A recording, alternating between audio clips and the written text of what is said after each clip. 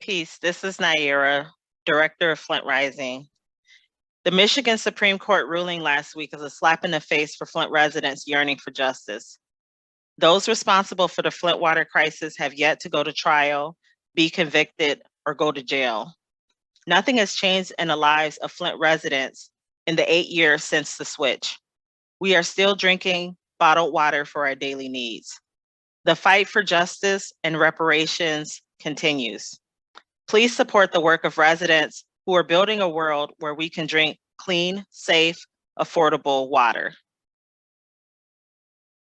That's Naira Sharif, director of Flint Rising, a coalition of activists and advocates working to fix the Flint water crisis. Back in 2016, when Democracy Now! Went to Flint. She's joining us now from Detroit, along with Melissa Mays, resident of Flint and organizer with the same group, with Flint Rising. We welcome you both back to Democracy Now! Naira, let's start with you. Your response to the throwing out of the conviction of the governor of Michigan and his officials. Yes, I mean, this is the second time for some of these officials of being charged. And it really feels like the illusion, like justice is becoming an illusion for Flint residents. The criminal charges against former Republican Governor Rick Snyder and the others, his cronies, in the Flint water poisoning. It was a 6-0 unanimous vote. The court ruled that the state laws do not authorize a judge to issue indictments. A one-judge grand jury had been impaneled to issue an indictment against the governor and his cronies if that judge decided that's what should happen. And the judge did decide that this governor should be brought up on criminal charges. It's now been overruled unanimously by the Michigan Supreme Court. And the governor right now, at least for now, is off scot-free. I want to introduce you to two of the main organizers for the past 8 years in Flint, Michigan, fighting the powers that be from Lansing to Washington. They are heroes. Please welcome from Flint, Michigan, Melissa Mays and Naira Sharif. I see that there's a civil case against the governor. In fact, he had to take the stand just a day or two after the Supreme Court decision this week. In the civil case, he had to take the stand. And the first thing he says is, I need to plead the Fifth Amendment. Unbelievable. And he wouldn't answer a single question. He just kept saying, I take the Fifth. Yeah, I mean, it's super wild. Like, it really feels like there's this illusion of justice. And, you know, people, and we've talked to, like, Flint residents all over the city. We've gone door to door. And, you know, for some people, like, accountability and justice looks like someone being convicted and going to jail. And now, like, just personally, I'm like, is this what power does? Like, you can keep on kicking the can, you know, down the road, and like, are people just going to continue to just protect themselves? And knowing that, you know, Flint residents, a bunch of Flint residents have like health issues, including myself. It's like, are we still going to be alive before these convictions are handed down or until somebody actually is convicted? Like, we don't know. It's a lot of uncertainty out in the community. And then we have this ongoing public health crisis that continues today as people are dealing with the aftermath of drinking the Flint water in a bunch of different ways. You know, me personally, myself, I now have non-epileptic seizures. After one of my seizures, like, my vocal cords are partially paralyzed. So even though I can speak, like, I'm at a different pitch that I used to have. Well, yeah, no, I know you don't sound like yourself. Yeah, and, you know, like, I can't yell anymore.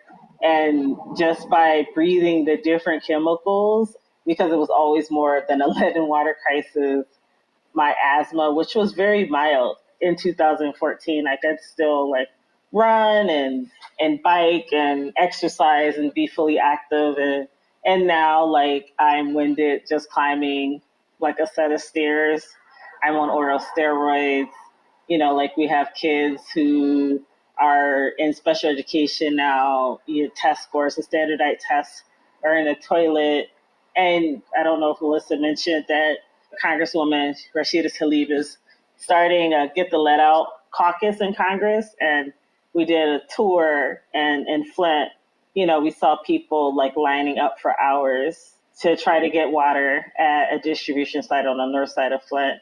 In the ways that matter, like nothing's changed for Flint residents. People are still not drinking the water out their tap unfiltered. They're still purchasing water, they're still being very careful. Internal plumbing in people's homes has not been replaced. The appliances, the washing machines, dishwashers, all that, still corroded, still with all the stuff that came through from the pipeline. And I tell people too that this is not just a lead. So a lot of these cities just do have old pipes and they have a lead problem. This was purposely done to the people of Flint who had clean drinking water. I'm fumbling around here because I'm at the point where I want to break some glass. And I'm a nonviolent person. I'm not gonna, but I'm just like Melissa, just give it to us straight here. The Supreme Court of the United States and the Supreme Court of Michigan. They don't care what we are. They're going to make these decisions based on what they want, not on what's best for the people. Right. So now we're dealing with more disgusting water that we're being experimented with that changes on a daily basis. It's ruining all of the things that we put back in our house and these new service lines, and it's still going on. And Flint Rising, we just received a list with over 1,400 addresses for homes that the city and state didn't even bother reaching out to. So now our, sick selves, got to continue pushing forward. And, now we're sitting here like we got to try to hire folks because, so yeah, if people want to donate to Flint Rising, that'd be great because we can hire more Flint folks to knock on these doors to make sure to do what we used to do and make sure everybody was okay. So people who are listening, they want to contribute to Flint Rising. How do they do that? Right through our website, just flintrising.com, all one word.